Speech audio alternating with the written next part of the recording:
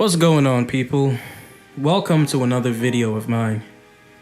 This video is a demonstration on how to take a line drawing all the way to a finished painting.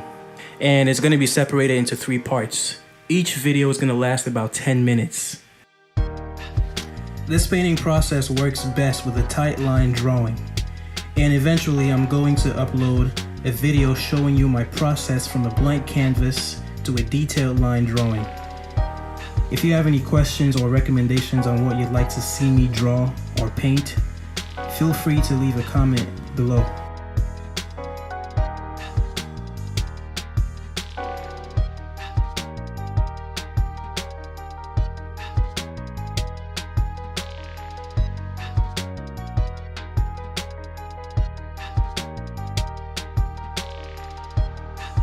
Part 1 begins with me using the lasso tool to make a selection of the silhouette.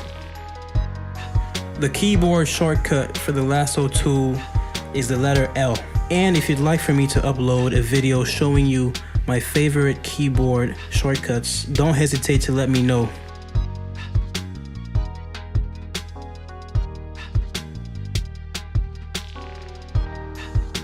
So right now I'm done with the selection and I already made it one flat color.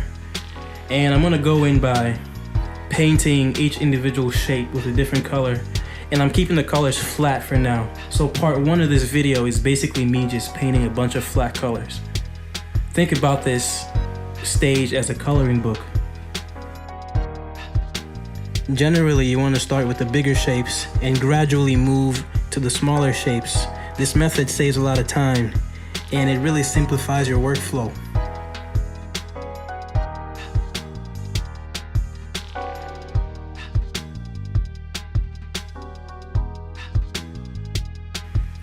And while I'm coloring inside the shapes, I'm thinking of the general color scheme. And if you haven't really noticed already, you can see that this character is inspired by Egyptian culture and Egyptian clothing. Except I took the Egyptian clothing and I made it look more modern.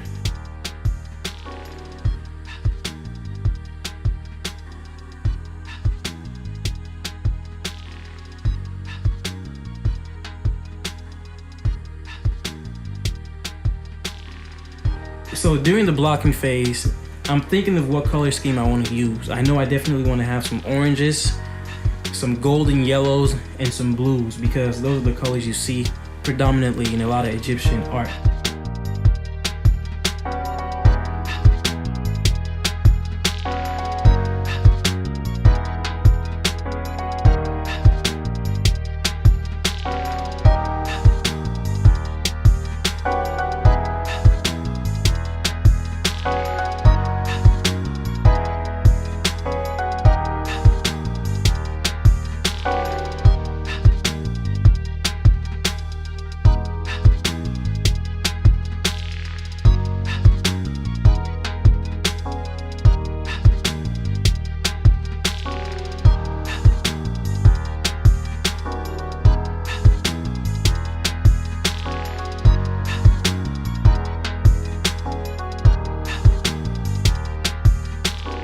And as you can see, I am still using flat colors.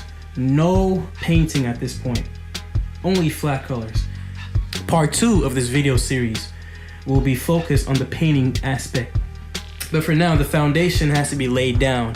And I would be doing myself a disservice if I tried to paint and make it look all brush strokey before adding the flat colors. This really helps me get a jump start. You know, I would be really shooting myself in the leg if I tried to go ahead and paint without really making any selections, without really figuring out the colors I want to use first. And the beauty of this stage is that if you make a selection of flat colors and you really don't like the colors and you want to change them, you can do that very easily by selecting the color and changing it. You know, Photoshop can let you do that. I'm not going to talk about the technicalities right now. That's for another video. But it makes it easier to change the colors before you really invest time into painting the whole piece.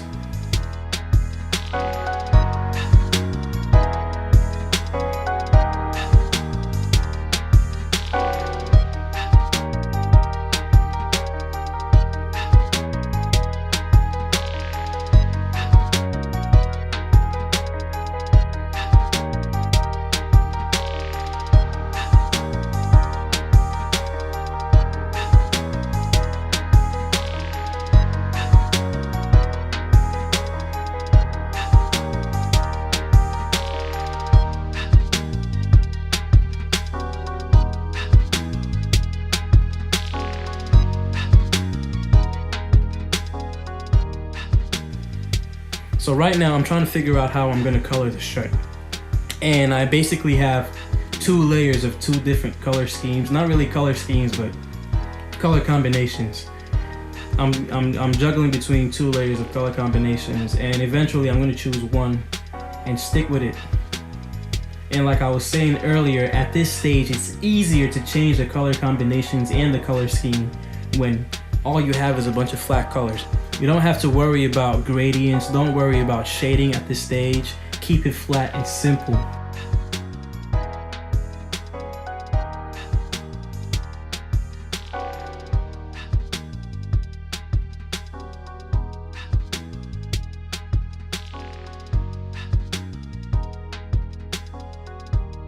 And some of you might be wondering why I didn't choose to portray this character in a more dynamic pose.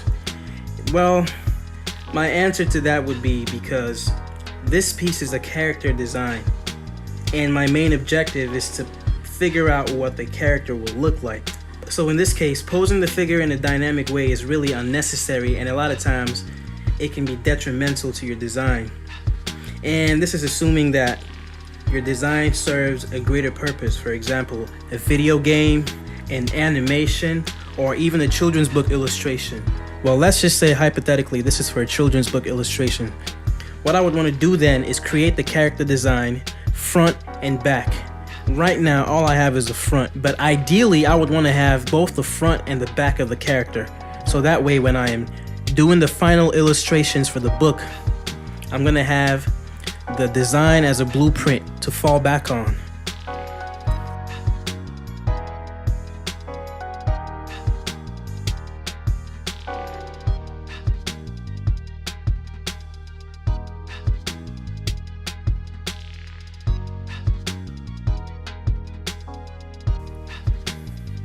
And right now we're going to take a minute to see how much work has been done throughout the course of this video. So as you can see, we have nothing but flat shapes and colors. No gradients, no blending just yet, and no painting, no brush strokes. Part 2 of the video will feature, the painting aspect of the process, what brushes I use, and what blending methods I use to make the piece have a more painterly look. Well, that's it, guys. Thank you for watching the video. If you have any questions, comments, don't hesitate to let me know down in the comment section. And I'll catch you later.